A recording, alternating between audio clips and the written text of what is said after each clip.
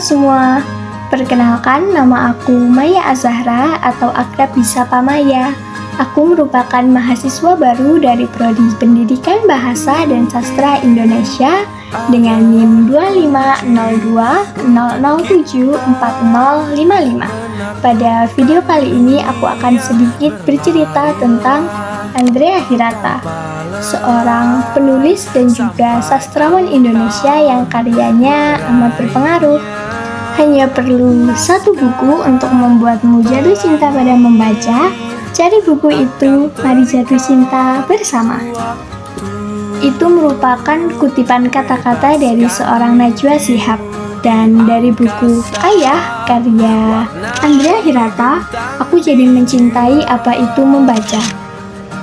Andrea Hirata, seorang sastrawan sekaligus penulis Indonesia kelahiran 24 Oktober 1967 asal Belitung atau Bangka Belitung, merupakan penulis Indonesia yang karya-karyanya begitu membuatku terinspirasi. Kalau kita bicara soal penulis Indonesia yang karyanya mendunia, nama Andrea Hirata pasti masuk daftar. Dari sebuah kampung kecil di Belitung, ia tumbuh dengan banyak keterbatasan.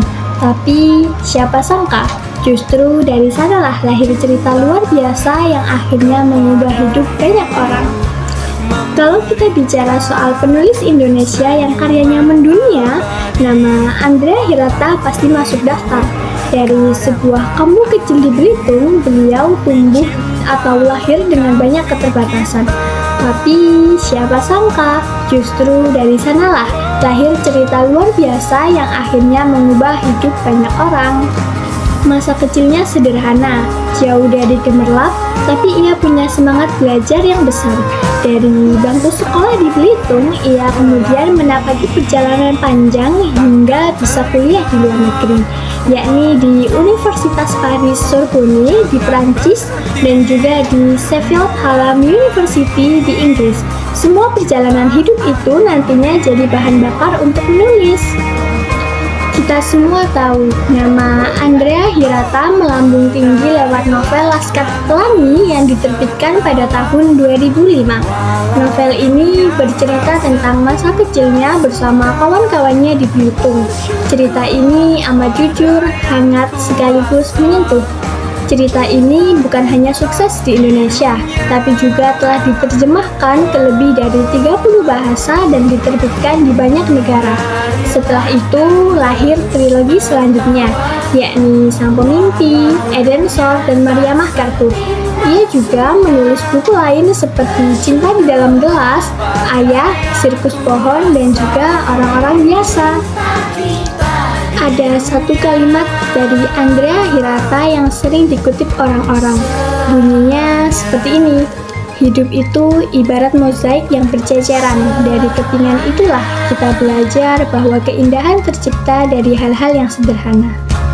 Dan dari kalimat ini kita bisa lihat cara Andrea Hirata dalam memandang hidup, bahwa hal-hal kecil yang sering kita anggap sepele justru bisa jadi bagian penting dari keindahan yang besar.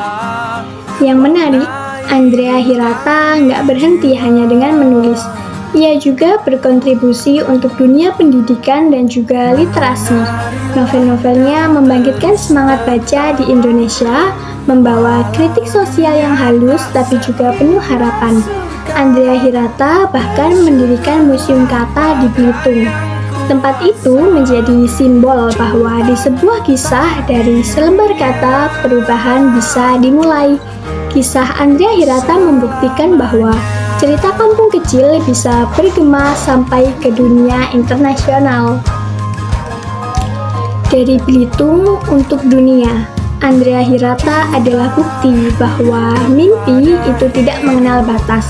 Ia menunjukkan kalau sastra bukan cuma soal hiburan, tapi juga soal harapan, perjuangan, dan inspirasi. Dan lewat pena, Andrea Hirata sudah menembus batas-batas itu, sampai namanya dikenal di seluruh dunia.